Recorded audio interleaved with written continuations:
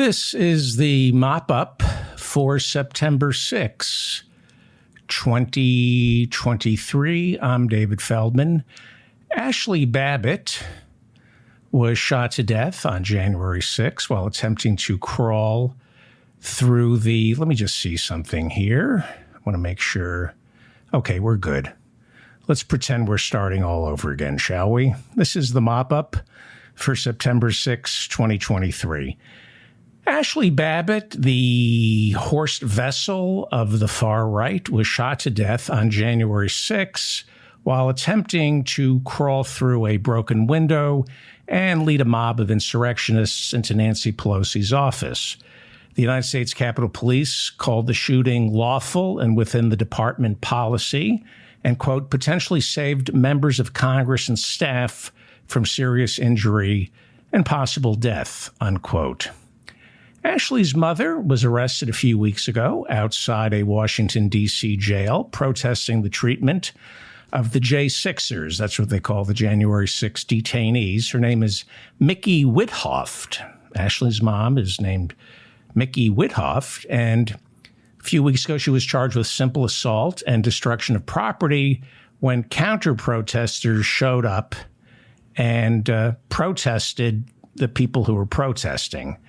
Well, Ashley's mother, Mickey Withoft, is still protesting the treatment of the January 6 detainees, as well she should. I mean, the Washington, D.C. jail is an abomination.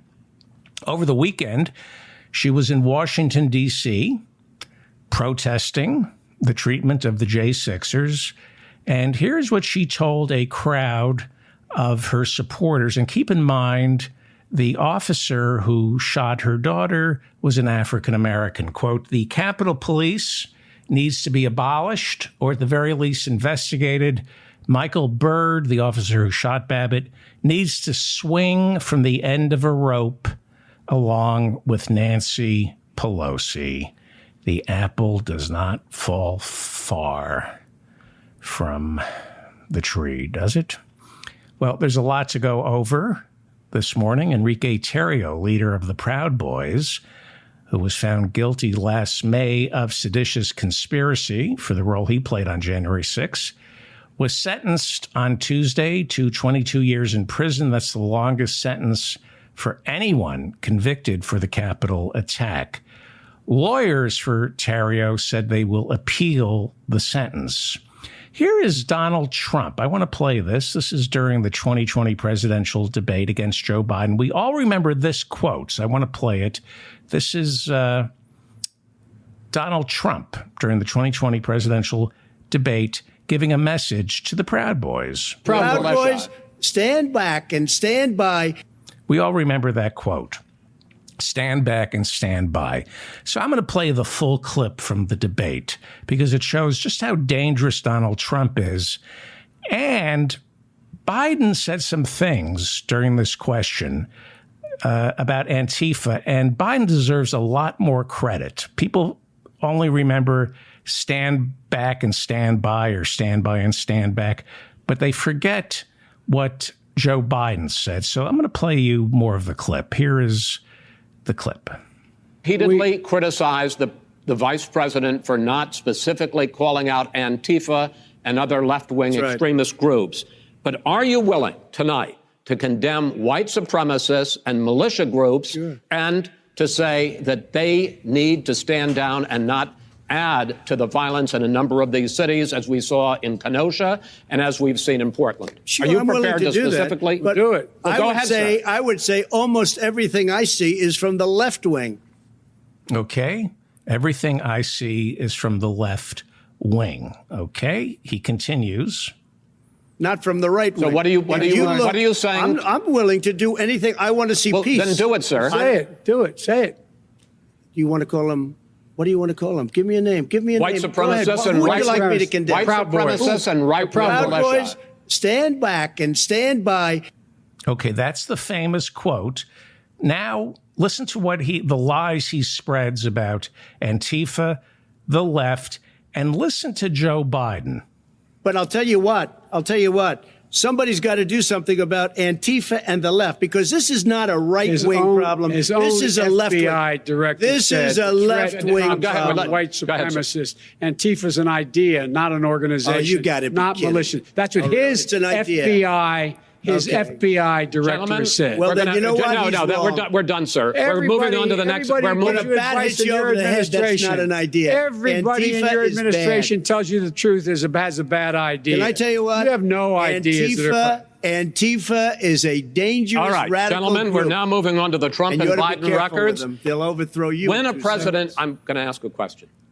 Biden said, everybody in your own White House who tells you the truth is giving you a bad idea. That's what Biden said.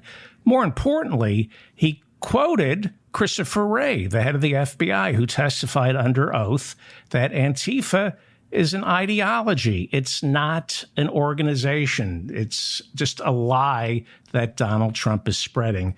Good on Joe Biden. Enrique Tarrio is now going to be doing time. Here is Enrique Tarrio weeks before January 6th, revving up a crowd in Washington, D.C. And ladies and gentlemen, right here, right now, the most important thing that we have going for us is that we all share the same belief. The belief that we should put America first. America first! America first! America first! America first! America first, unless you're Black, Arab, Jewish, or a member of the LGBTQ community. That's Enrique Tarrio in 2021. Here is Enrique Tarrio. You might remember him when he hosted Dance Fever back in the 80s. That's Enrique Tarrio, host of Dance Fever. And here is Enrique Tarrio ensuring a peaceful transition of power as he hands over the Dance Fever hosting duties to his successor, Adrian Zmed. Very, very peaceful transition of power, unlike what we saw on January 6th or with Jay Leno and Conan O'Brien. Now, my mother always told me clothes make the man, right? And this is Enrique Tarrio, right? He looks pretty tough. Clothes make... This is his mugshot. Not the same guy, right? This is the real Enrique Tarrio, and this is Enrique Tarrio dressing the way my mother would tell him. Wear a nice cap, maybe a bulletproof vest. Don't look like you look like a schlub that way. Don't go out in public like that. Nobody's going to fear you if you look like that. That's Enrique Tarrio. I'm telling you, clothes make the man. Well, Reuters back in 2020. Reuters back in 2021 reported that Enrique Tarrio was an FBI informer. Here is Aram Roston from Reuters just weeks after January 6. Enrique Tarrio is the leader of the extremist group the Proud Boys. He also has a, quote, prolific past as an informer for federal and local law enforcement, repeatedly working undercover for investigators after he was arrested in 2012. That's according to a former prosecutor and a transcript of a 2014 federal court proceeding obtained by Reuters. In a hearing in Miami, a federal prosecutor, an FBI agent, and Tarrio's own lawyer described his undercover work, saying he had helped authorities prosecute more than a dozen people in various cases involving drugs, gambling, and human smuggling. Tarrio's lawyer said in court that his client was a, quote, prolific cooperator. A prolific cooperator. Here's more from Aram Roston from Reuters just weeks after January 6. In an interview with Reuters Tuesday, Tarrio denied working undercover or cooperating in cases against others. Quote, I don't know any of this, he said when asked about the transcript, adding, quote, I don't recall any of this. Law enforcement officials and the court transcript contradict Tarrio's denial. Interesting, isn't it? We've talked about this before, but I found the Reuters report and I thought I'd share it with you. The person who's serving the longest from January 6 is somebody who was an FBI informant. That's according to Reuters. And we've talked about this on the show. Enrique Tarrio was also working with the Washington, D.C. Police Intelligence Unit in the lead up to January 6th. And he gets the longest sentence out of everybody. Just asking why. I find it curious. Well, Donald Trump's White House Chief of Staff, Mark Meadows, pleaded not guilty to charges of racketeering on Tuesday in the Georgia election trial. Meadows, along with 4 other defendants, have asked that their trial be moved into a federal courtroom. Last week, during an evidentiary hearing, the judge told Meadows he would try to make a decision as to whether the trial should be moved into a federal courtroom, but he warned Meadows that if you don't get a ruling from me by Labor Day, you'll be forced to make a plea before a Fulton County judge, and that's what happened. Meadows did not appear in court on Tuesday. He made his plea by filing it with the judge on paper, and he waived the right to an arraignment where the judge officially informs him what he has been charged with, and then Meadows, when you're arraigned, then after you're officially informed, I'm explaining what an arraignment is. When you're arrested, and then you're arraigned, and you go before a judge, and it's habeas corpus. The judge explains why you're being held or why you're being charged, what you're being charged with, and then you enter your official plea. Meadows didn't want to fly down to Fulton County, so he waived the right to be arraigned. That's what's going on with former Trump White House Chief of Staff Mark Meadows, who pled guilty on Tuesday. John Eastman, Meadows' co-defendant, also pleaded not guilty on Tuesday and then requested that his trial be severed from the larger trial so he could be tried separately. I don't know how that's going to work quite yet.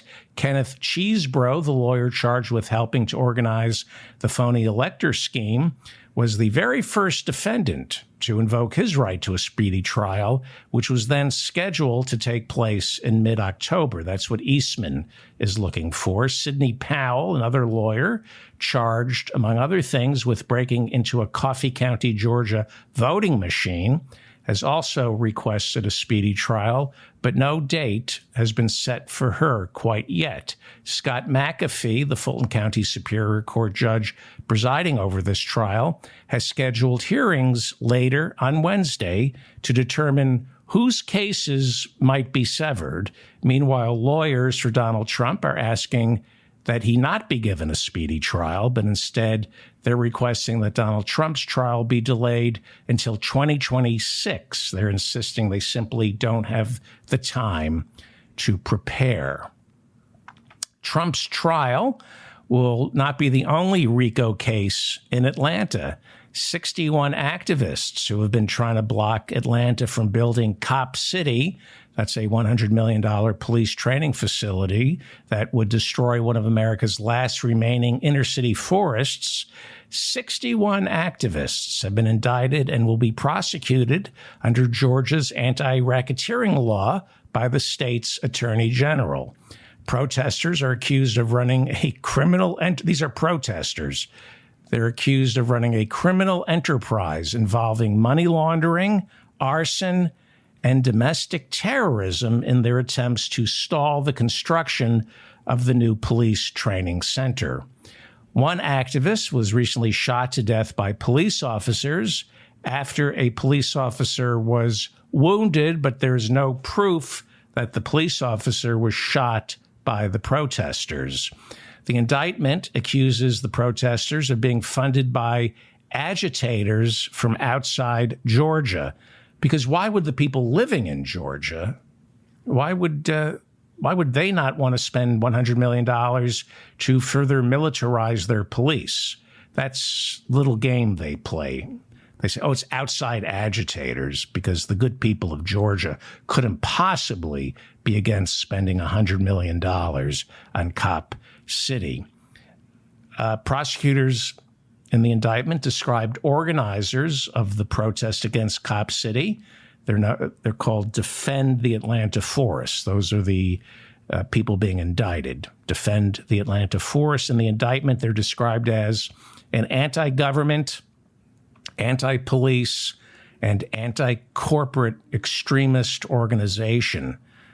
Are they describing the Defend the Atlanta Forest people or this show?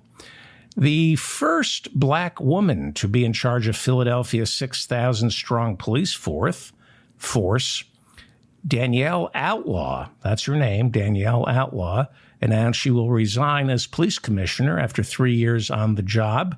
Police Commissioner Outlaw will take a job being in charge of the security for the Port Authority of New York and New Jersey, where she will change her last name from Outlaw to Fairjumper. Wow. I thought 3 days off would clear my mind. But that is pretty cool to have a police commissioner whose last name is Outlaw. Outlaw came under heavy criticism during the Black Lives Matter protests back in 2020 when her officers fired tear gas and rubber bullets at demonstrators, and that resulted in a $9.2 million settlement that was paid out to Black Lives Matter's activists. In July of this year, New York City agreed to pay $13 million, or roughly $10,000, to each Black Lives Matter protester who was beaten by cops in 2020. This is the largest settlement ever awarded to protesters in any city in American history. New York State Attorney General Letitia James has also sued the New York Police Department, the New York City Police Department. She filed a lawsuit 2 years ago for its treatment of Black Lives Matter protesters. The Attorney General's investigation found 2,000 mostly peaceful protesters in New York City were arrested for absolutely no reason and were victimized by excessive force, with police using batons or ramming their vehicles into them.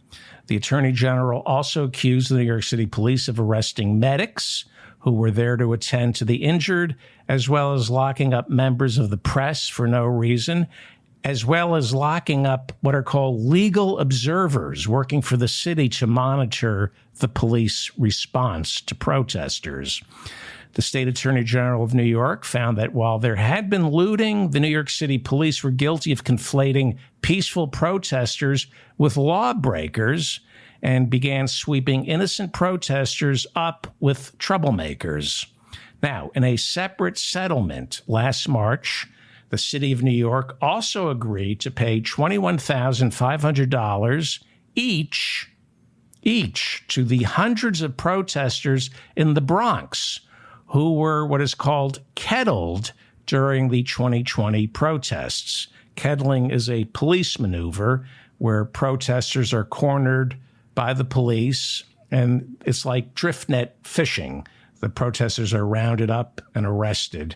It's like a drift net. On Tuesday, Letitia James, New York's Attorney General, announced a settlement with the New York City Police Department.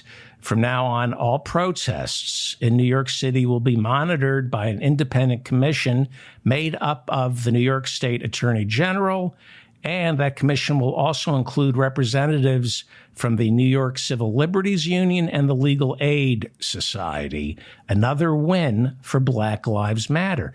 Black Lives Matter is the most successful civil rights protest since the 60s. You cannot overstate how important Black Lives Matter was and continues to be. This new agreement will also put an end to kettling in New York City. Of course, New York City's police union opposes this new settlement.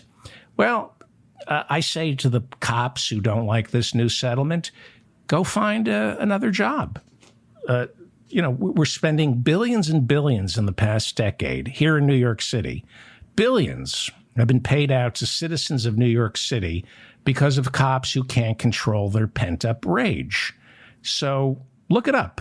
If you look at the past decade, taxpayers in New York City have had to cough up billions in legal settlements because of cops who can't control their temper. There are too many bad cops in New York City who are just waiting to hurt someone, and that's costing me and the city billions and billions that could be spent on things like social workers who would minimize the need for cops in the first place. So if you're a cop in New York City, you don't like the First Amendment, you feel threatened by protesters, go find another job. Don't be a cop. Nobody is forcing you to be a cop. There's no draft, okay? Stop being pussies. Stop playing the victim card. You're the ones with the military-grade hardware. You're not the victims. And you're costing me billions. You're costing my city billions. Stop being a cop. We don't need you, okay? I'm sick of the qualifier. Not all cops are bad, okay? I'm sick of that. All right? Because statistically speaking, in terms of solving crime, yes, they're all bad. They're all bad. We've talked about Shyma Boham. She's a professor of criminal law at the University of Utah. And this is what she wrote 3 years ago. She's not the outlier here. This is what most people in criminal justice know, but they won't admit it to anybody because they want to keep funding the police. This is all about money, not keeping us safe, okay? This is one of the many articles written about how useless cops in the United States are. This is from the Chicago Reporter. It's by Professor Shyma Boham. The headline is, Police Solve Just 2% of All Major Crimes. Everyone knows this who works in our criminal justice system. Everyone knows the police only solve 2% of all major crimes. But if they admitted to it publicly, they wouldn't get the billions and billions of dollars to be useless, which is what they mostly are. Okay? Here, this is from the professor's article. I'm going to read it out loud. Let's go big on this. My recent review of 50 years of national crime data confirms that, as police report, they don't solve most serious crimes in America. This is not something new. The police report this. Everybody knows this in the criminal justice system, okay? My recent review of 50 years of national crime data confirms that, as police report, they don't solve most serious crimes in America. But the real statistics are worse than police data show. In the U.S., it's rare that a crime report leads to police arresting a suspect who is then convicted of the crime. The data show that consistently, over the decades, fewer than half of serious crimes are reported to police. Few, if any, arrests are made in those cases. In reality, about 11% of all serious crimes result in an arrest, and about 2% end in a conviction. Therefore, the number of people police hold accountable for crimes, what I call the criminal accountability rate, is very low. And it's below 2% when you talk about sexual assault and rape. I don't want to get into the untested rape kits. So we won't even, we've talked about this on the show before. Cops know this. They're just not going to talk publicly about it. And no politician is going to tell you that this. Police solve just 2% of all major crimes. Every year, we give them more and more money, and all they do is solve 2% of all major crimes.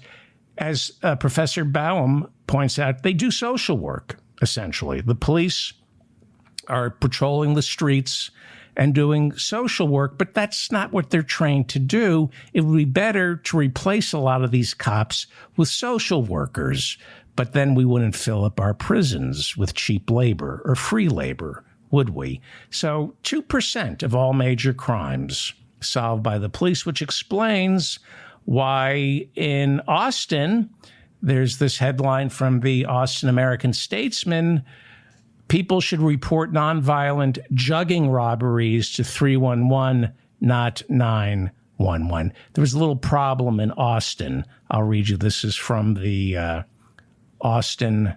Here we go. This is from the Austin American-Statesman. The Austin Police Department on Tuesday clarified a social media post asking residents to call 311, a non-emergency line for city services, if they've been robbed after leaving a bank or an ATM. The police department said people who are victims of nonviolent jugging incidents should report those to 311. However, people who were threatened or victims of robberies should still call 911. Jugging refers to a theft after someone leaves a bank or ATM and is followed. Austin police said members of the public should call 311 or make a report online if money was stolen out of their car. But if any other type of robbery occurs or if you were threatened, then it should be reported to 911. The police have more important things to do than deal with street crime. They have to make the streets safe for us, so they can't deal with street crime. What else are they doing? Are there that many black motorists driving around with air fresheners dangling from their rearview mirror? I mean, that just seems to be what cops do. They look for the low-hanging fruit and give out traffic summons to fund the city. I mean, that's really what cops do in a lot of towns. They don't raise taxes on the rich.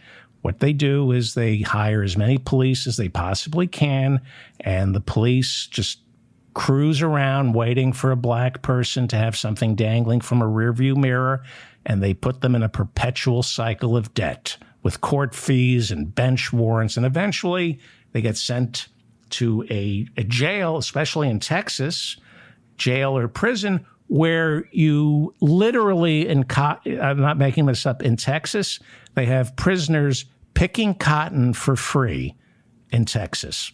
In Texas, 13th Amendment loophole, we've been over this a million times. In Texas, prisoners get paid nothing and they pick cotton. The great state of Texas. Well, I'll get back to Texas in a second.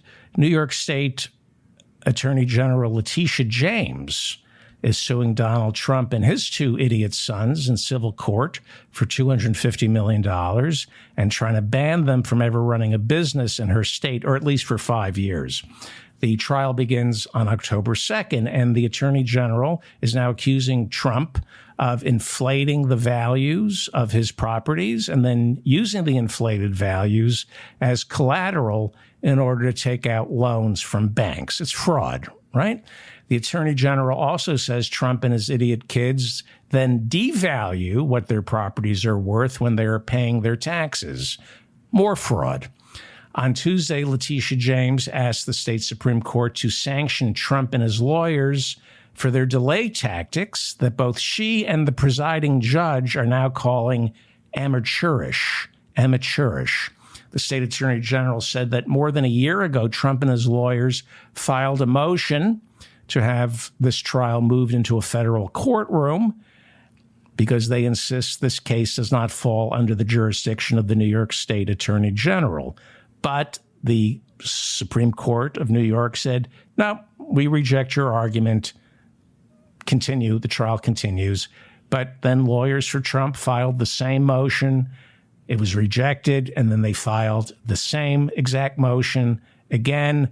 And Letitia James is now saying, October 2nd, the trial begins, Your Honor. Let's sanction Trump and his lawyers $25,000 for these amateurish delay tactics. Okay, that's State Attorney General Letitia James. She's going after Trump. She's protecting protesters from the New York City police. And then you have Texas. There's the Republican Attorney General who was impeached in May of this year by the Texas House of Representatives on charges of bribery and abuse of the public trust. Ken Paxton, that's the Attorney General, his trial in the state Senate began on Tuesday. The trial focuses primarily on Paxton's relationship with a wealthy donor to his campaign who arranged allegedly to give Paxton's mistress a job as well as pay for the remodeling of the Attorney General, his $1 million home. So there's a mistress, and to make things worse for Ken Paxton, his wife is a state senator. But she can't save him because, according to Texas law, since it's her husband on trial, she has to recuse herself. Here is the Lieutenant Governor of Texas, the odious Dan Patrick, presiding over the trial on Tuesday, asking Paxton for whether he pleads guilty or not guilty. The clerk will read the next article. Article 9. Constitutional bribery, Paul's employment of mistress. While holding office as Attorney General, Warren Kenneth Paxton engaged in bribery in violation of Section 41, Article 16, Texas Constitution. Specifically, Paxton benefited from Nate Paul's employment of a woman with whom Paxton was having an extramarital affair. Paul received favorable legal assistance from or specialized access to the Office of the Attorney General. Attorney General Paxton, how do you plead? Those allegations are flat out false. The Attorney General pleads not guilty. That was Paxton's attorney pleading not guilty for Paxton. The trial is expected to last anywhere between 2 to 3 weeks. The 31 members of the Senate, not including Paxton's wife, will serve as the jury, and it will resemble a civil lawsuit with both a prosecutor and, as we just heard, a defense attorney. Paxton, back in 2020, as Texas State Attorney General, petitioned the United States Supreme Court, along with several other Republican attorneys general, to have the Supreme Court, reverse the presidential election and award Donald Trump as the winner. It failed. Some shocking news from the Wall Street Journal. A new Wall Street Journal poll of likely voters shows that if the presidential election were held today, Joe Biden and Donald Trump would be in a dead heat, with each man garnering 46% of the vote. It gets worse. This is from the Wall Street Journal. On the question is, who is too old to run for president? A little under 75% of the people polled said Joe Biden is too old, and about 48% said Trump is too old. The next question is, who is mentally up for the job? About 40% said Biden was, and about 48% thought Trump was. More people think Donald Trump is more mentally up for the job than Joe Biden. Who cares about people like you? It's split down the line. And honesty, more people polled think Joe Biden is a little more honest than Donald Trump. Who has a vision for the future? 52% say Trump does, and about 48% Biden. Who has a strong record of accomplishments as president? This blows me away. About 52% say Trump, and about 40% say Biden. Who is a likable person? About 48% say Joe Biden, and 30% say Trump. So American voters say Biden is more honest.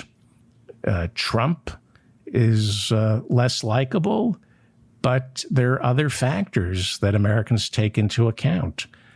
Or maybe they're just susceptible to lies. How could you think that Donald Trump has a stronger record of accomplishments as president than Joe Biden? More people think Donald Trump was more successful as president than Joe Biden.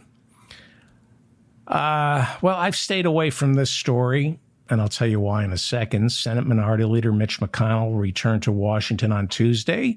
He spoke in the well of the Senate. His speech was slow, but normal, wasn't that bad.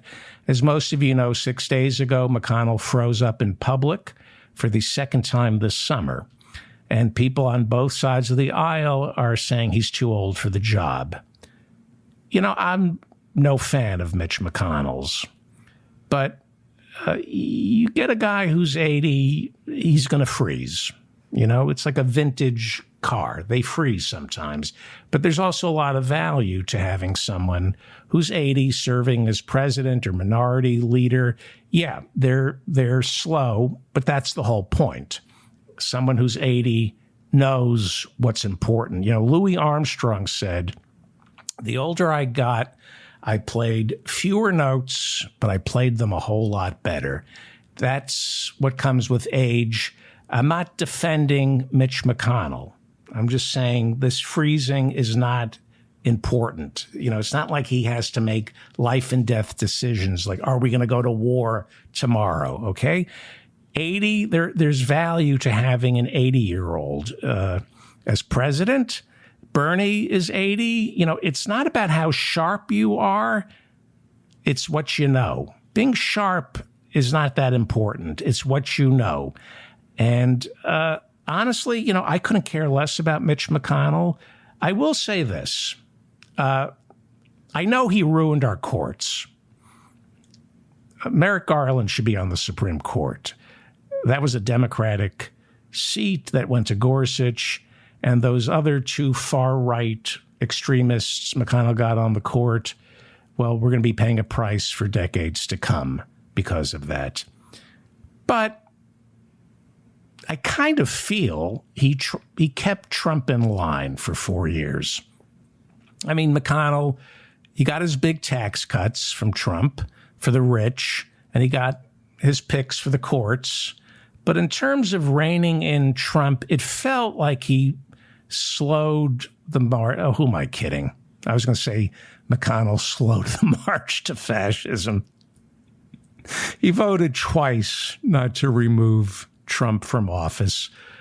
I'm wrong. F him. I just don't like to see. Well, anyway, I'm getting soft. The National Hurricane Center says a tropical storm has formed in the Atlantic just near Western Africa and has been given the name Hurricane Lee. Lee will become a major hurricane by the weekend, but may not hit the United States. Meanwhile, last week's Hurricane Idalia is reported to have killed one person in Florida and another in Georgia. Warner Brothers Discovery said on Tuesday that striking writers and actors have probably cost the company as much as $500 million. But let's find out what Bill Maher has to say, because he's so brave. He's a liberal, and he sticks it to the man. He says the things we're all too scared to say. I mean, we think them, but he says them out loud. He's dangerous because he sticks it to the man, Bill Maher does. So his show is on HBO, and that is owned by Warner Brothers Discovery. That's losing what did I say? It's $500 million. And Bill Maher's show has been shut down thanks to the strike, but he has his own podcast where he can opine on the writer's strike. So let's see what liberal Bill Maher has to say. I'm sure the liberal renegade who isn't afraid to take on Muslims is really, I'm sure he's going to stick it to the man, right? Let's find out what Bill Maher has to say about the strike. This is what he said on his podcast. Okay, quote, the writers, they're asking for a lot of things that are like kooky. They kind of believe that you're owed a living as a writer, and you're not. This is show business. This is the make or miss league. He's a pimp. Bill Maher is a pimp. You're not owed a living as a writer. What kind of statement is that to make? We're in the middle of a strike, and this pimp, Bill Maher, doesn't care that people, actors, writers are losing their homes, their cars, applying for food stamps. And this pimp, Bill Maher's hot take is nobody is owed a living as a writer. Nobody is owed a living as a writer, said one of the most entitled pricks in comedy. Yes, as a matter of fact, they are owed a living as a writer. Everybody is owed a living. I'll tell you what nobody is owed. Nobody is owed $50 million a year like the boss at the Discovery Channel you're sucking up to. Nobody's owed $50 million a year or whatever you make, Bill Maher, just because you have sharp elbows and do whatever your corporate paymaster tells you to do. Way to stand up for your writers in the middle of a brutal strike, Bill Maher. Man of the people. When are people going to wake up to Bill Maher? Well, they have, right? People in their 90s think he's relevant. That's why are we even, well, anyway. Then the subject turned to the other late night hosts like Fallon, Kimmel, Seth Meyers, Colbert. They're doing a podcast right now to raise money for their writers and other people who've lost their jobs because they care about the union and they're picketing. That's what good, decent people who host a television show do. They support their writers. This is Bill Maher, who what he has to say about the other late night hosts helping out their writers. Quote, those guys, he's talking about the other late night hosts, don't have takes. I have takes. I have a take on things. What they do is say exactly what a liberal audience wants them to say about the strike, as opposed to you, Bill Maher, who says exactly what Zaslav, your boss over at HBO, wants you to say. Okay? So let's hear the brilliant Bill Maher's take without his writers, by the way. They're on strike, okay? So this is Bill Maher's brilliant take on the writer's strike and the actor's strike. The strike is a perfect example. Those guys, he's talking about, Seth Meyers and Colbert and Kimmel, and I'm leaving somebody out. The strike is a perfect example. Those guys would never go back. The strike could go on until the 24th century, and they would still stay out. Well, that's how solidarity usually works, Bill Maher. It's funny, in this conversation that he has on his podcast, no whining about his bosses.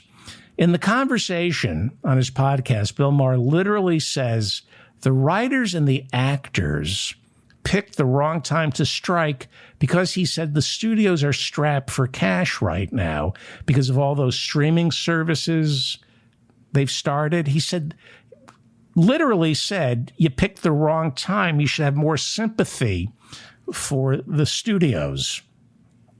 Okay? Way to stick it to the man, Bill Maher. He continues. Here we go.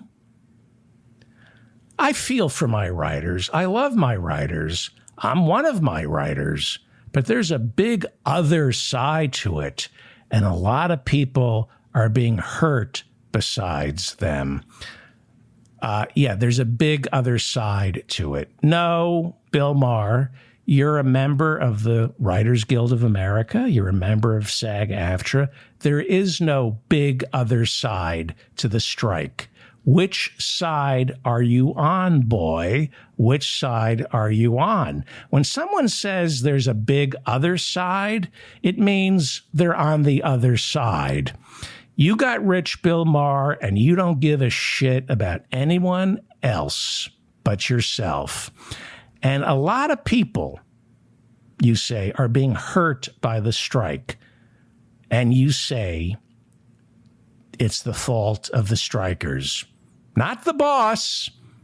Not the boss making $50, $100 million a year, not willing to share any of it, hiding the numbers from the union, hiding the money, keeping them in shell companies. Bill's idea of solidarity is solidarity with the bosses, right? That's who this pimp, Bill Maher, identifies with. He continues, I'm devoting way too much energy to this man. A lot of people who don't make as much money as them in this boy, Mr. College-educated writer, a lot of people who don't make as much money as them, you know, you need writers. It's as they. A lot of people who don't make as much money as they in this bipartisan world we have, where you're just in one camp or the other, there's no in between. Okay, so what he's saying is he wants nuance, right? And he's saying it's the writers who are the greedy ones. You know, not as many people in Hollywood make the kind of money that writers do. So writers should think twice before going on strike, because there are a lot of people who earn less. This is classic right-wing propaganda. It's the workers in a strike who are the greedy ones, not the bosses. It's the workers who are depriving the people who want to work a living. This is the logic they use to undermine a strike. He should be kicked out of the union. He should be thrown out of the Writers Guild and thrown out of SAG-AFTRA. I mean, this is classic management speak.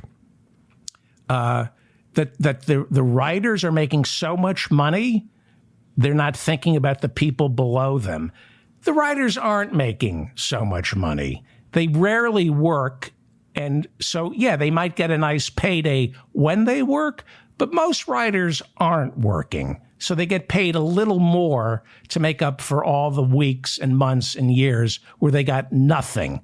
He should be thrown out of the union. He should be sanctioned and then thrown out of the union. Meanwhile, the United Auto Workers say they will shut down Detroit in 2 weeks unless the three big automakers come to the bargaining table and negotiate in good faith. Watch how mainstream media spins this and makes the auto companies, which have made billions this year off our tax dollars, they're making billions because of the Inflation Reduction Act, because of the incentives in the bipartisan infrastructure deal. All the tax dollars and the billions that the automakers pocket, and the UAW wants a livable wage to keep up with inflation. But watch how the news media will spin this. They'll say the UAW is going on strike. What will this mean for car prices? What does this mean for you? How about what it means for the UAW, for the auto workers? Mike Lindell, the MyPillow guy who has been crusading for election integrity, says he is completely broke and has had to borrow $10 million to keep his company going. Who would lend Mike Lindell $10 million? Lindell made these comments during a telethon to raise money to pay the legal fees for the 16 fake Republican electors who were indicted over the summer by Michigan State Attorney General. Besides spending millions to prove the 2020 presidential election was stolen, Lindell is also being sued for defamation in 2 separate civil trials filed by Dominion and one filed by Smartmatic voting machines. Jenna Ellis is one of the lawyers indicted, along with Donald Trump and 17 other co-defendants in the Georgia racketeering case. She keeps asking Trump to pay some of her legal fees, but he won't do it. A lot of people think she's going to flip because of that. She has taken to crowdfunding, and according to Forbes magazine so far, since she was indicted, Jenna Ellis has raised close to $200,000. Forbes says John Eastman, the lawyer charged with helping Rudy Giuliani organize the fake elector scheme, he's raised close to $500,000 for his legal fees since he was indicted. Peter Navarro's contempt of Congress trial began on Tuesday. Navarro was Trump's White House advisor. He dreamed up the Green Bay sweep, which would have slowed down the counting of electoral votes on January 6. The January 6th committee ordered Navarro to testify. Navarro refused, citing executive privilege. And now the trial begins to determine whether Trump ever invoked executive privilege, whether or not Trump ever told Navarro not to testify. So far, there doesn't seem to be any evidence that Donald Trump invoked executive privilege. Even Navarro's attorney, Stanley Baldwin, no, it's not Stanley, it's Stanley Woodward. Who is Stanley Baldwin? Stanley Baldwin was the Prime Minister of England when Edward stepped down for the woman he loved. It's Stanley Woodward, not Stanley Baldwin. Stanley Woodward is his attorney. Peter Navarro's attorney is the great Stanley Woodward. And apparently Stanley Woodward is expensive, and Trump isn't paying his legal fees like he normally does, or at least that's what Peter Navarro is complaining about. On Tuesday, Navarro said, quote, "By the time the trial finishes, I expect those legal fees to hit $750,000. Navarro then added, quote, "Do I look like a rich man? This is the same suit I wore in 2017 going into the White House, okay?" These legal fees, I'm not shedding a tear for these guys, but these legal fees need to be looked into. This is scandalous, what it costs to be defended in Washington, D.C. In a previous interview with Rolling Stone, Navarro complained about how the attack on the Capitol destroyed his beautiful, well-thought-out Green Bay sweep. I've talked about the Green Bay sweep. The idea was just have every Republican in the Senate and the House challenge each electoral slate. And each challenge would take two hours. So you would be going from January 6th to like January 9th. They would just slow the entire process down. So he told Rolling Stone that he was all excited about his Green Bay sweep. And he told Rolling Stone, quote, "All it required was peace and calm on Capitol Hill for it to unfold. And then you have two things that went awry. First came the riot, which halted debate. Then, when the session resumed, Pence betrayed me." Poor guy. Meanwhile, Rudy Giuliani has been held in contempt for failing to pay one of his ex-wives' alimony. It gets worse.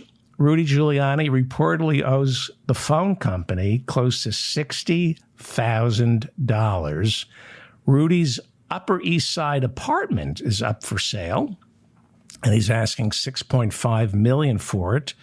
But who knows how much he's already borrowed against it. Take a look. This is where Rudy currently lives, and he is thankfully going to lose this because he doesn't deserve to live that nicely. I'm thinking Rudy's going to decide to go to prison because he has no place else to live. Where he's going to live? Maybe they can put him up in Rikers. That would be poetic justice. Nobody should be in Rikers except Rudy. Meanwhile, a former employee of Rudy, her name is Noelle Dunphy, is suing Rudy for $10 million, claiming, I shouldn't be laughing. Let me start again.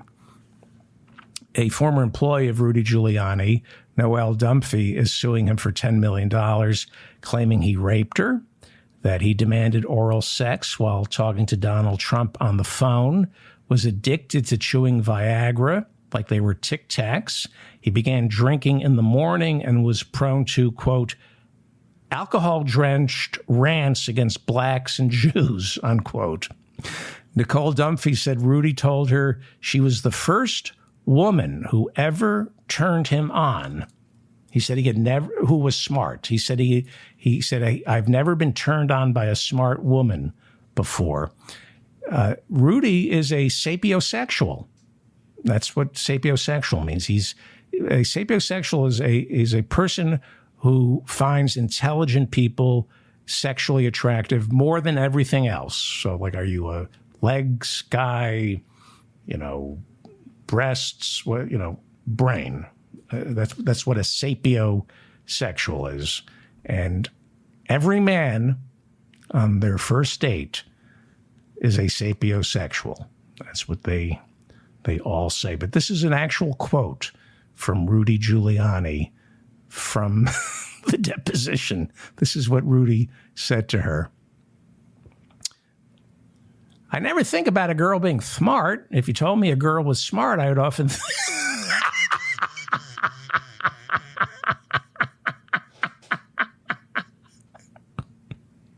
He's on tape saying, I never think about a girl being smart. If you told me a girl was smart, I would often think she's not attractive. Oh, boy. What a guy. On Monday, Elon Musk complained that ad revenue for Twitter is down 60%, and he blamed it on the Jewish Anti-Defamation League, blaming Jews for a 60% downturn in ad revenue. I'm pretty certain that's exactly why there's an Anti-Defamation League for the Jews. Well, a Delta jet flying from Atlanta to Spain had to turn around after a passenger's diarrhea got so bad. This is the truth, okay? I didn't want to report this. A Delta jet flying from Atlanta to Spain had to turn around after a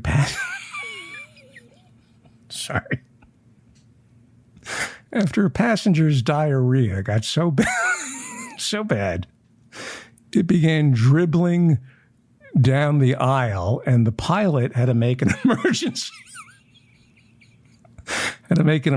landing, claiming there was a biomedical disaster inside the cabin.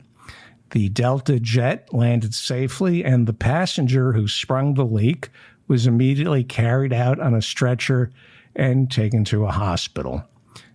I don't know. I have a lot of rage issues, and I'm pretty sure if I was that passenger who sprung the leak, in terms of my rage issues, I'd be good for years. I think you do a major blowout like that on an international flight that forces Delta to turn around. They lose millions of dollars. I'm pretty sure for me, that would tamp down my rage issues for at least a decade. If I were that guy, I'm good. I'm good. I mean, if they gave out MacArthur Genius Grants in the category of passive-aggressive behavior, this guy would be like, they'd stop giving it out. They'd give it to this guy, and then they'd say, what's the point? Why hand this MacArthur Genius Grant out for passive? We will never find a more passive-aggressive genius than Diarrhea Man, because nobody can top this. I wish I did this. I would be the happiest guy I wouldn't have a care in the world. He ruined a flight from Atlanta to Spain. And this is the passive-aggressive genius behind, you'll pardon the expression, this, okay? He ruins the flight to Spain, but he's the victim in all this, right? This is the genius. This is passive. I mean, I may do this. You saddle a packed jet filled with all these happy tourists who can't wait to get to Spain. You saddle the jet with your own fundament. It's so rancid, the pilot calls it a biomedical emergency, calls it a hazard, and you're the victim, right? Everyone sees you wheeled out there. Everyone is covered in your effluvium, right? Like they're talking to each other and they're spitting it out between their lips as you're being wheeled out. And they're I hope he's okay. I hope he's okay. Like they're not talking, not the carpet, not the walls, not my shoes or my briefcase. Him. I hope he's okay. I want to be this. I would give anything to be this guy. I would be in a perfect Zen space easily for a decade if I could do this to a packed flight. If I cleared out, like if somebody would cut me off in traffic after that, or my internet company leaves me on hold for 45 minutes, my rage would be non-existent. I would just stare off into space and think, remember when I turned that plane around? That was great. That was so great. Everyone thought they were going to Spain, but I said, nah, I don't think so. Get a load of this. That's what I believe, having the power to do something like that. I believe the State Department calls it soft power. I think that's, it's not in your, well, it was in your face, but it's like, it's not something you brag about. It's something you just do, and you know you can do it. To have the kind of diarrhea that can turn a jet around, if I could do that, I would strut the world like a colossus. Knowing that I had that inside of me, I believe some people would call it big dick energy, right? I'd rather have this ability than big dick energy. To be able to clear out a jet, I'd have a swagger, knowing that I did it once and I could do it again. I would have the type of swagger that women would pick up on. They wouldn't know exactly what it is, but it's the confidence that comes with knowing I can turn a jet around in mid-flight. Just, a little Chick-fil-A before takeoff, and I'm good to go. Man, I wish I were that guy. He's my hero. He's my hero. It used to be Bobby Kennedy. I want to find out who this guy is. I want to learn his secret. Well, Air Canada issued a formal apology to 2 passengers who got thrown off a flight because they complained their seat was covered in vomit. Air Canada said, "We were wrong. The passengers were right.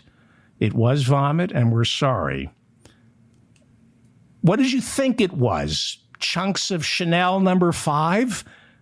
What has happened to air travel when the cabin is so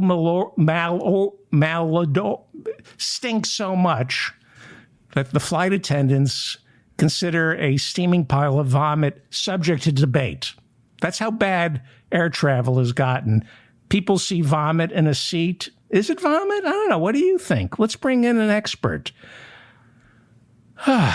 Speaking of something special in the air, American Airlines says to lower their carbon footprint, they are allowing cabins to reach 90 degrees while passengers are boarding before they decide to turn the air conditioning on.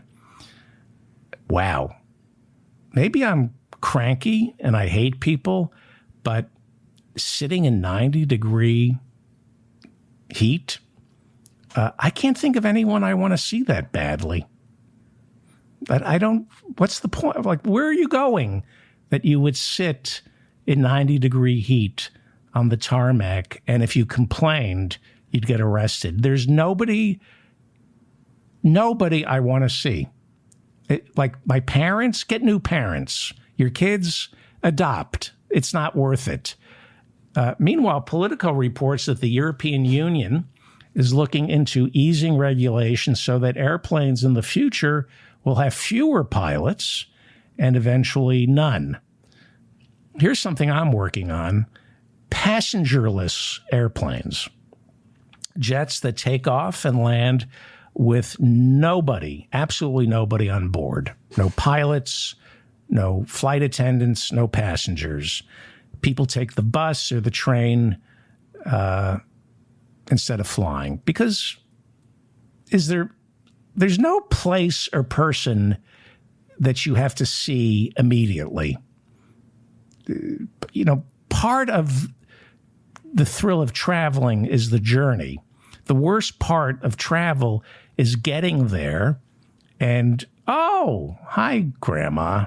Wow, this is going to be fun. Grandma. We're all connected, so we don't need to fly.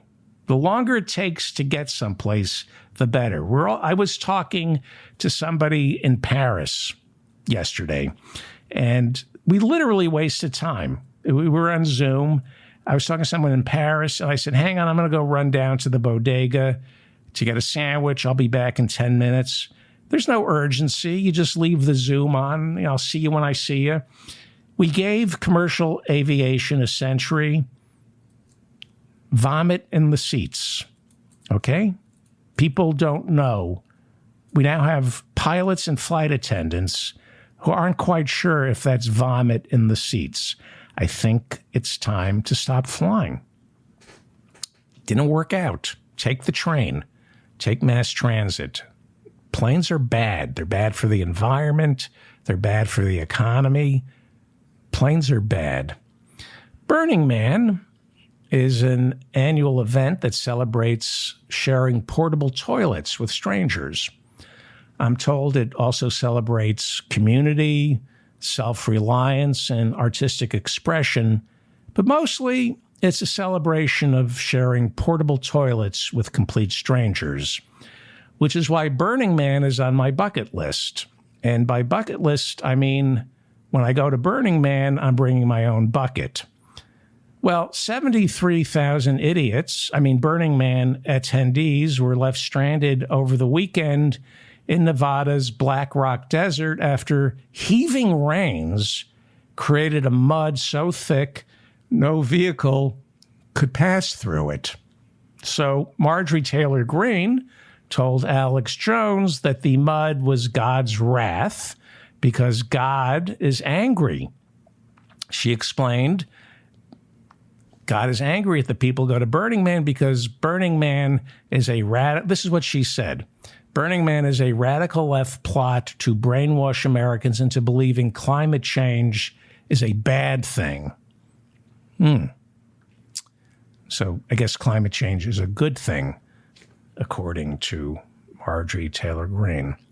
Utah Republican Senator Mike Lee said the people at Burning Man were stranded because he said, quote, God's judgment is real, unquote.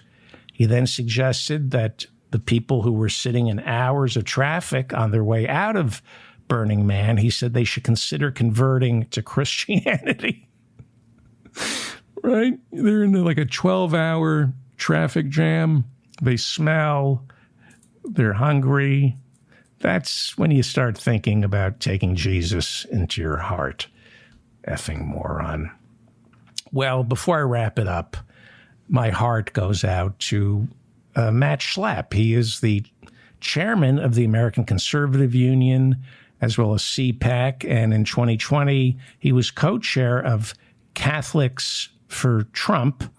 And he's a big election denier. And he's happily married to Mercedes Schlapp. The two of them, they're a power couple. He's a power bottom, but they're a power couple. And they've gotten some bad news lately. That's Matt Schlapp. Is that really Matt Schlapp as a biker? That can't be.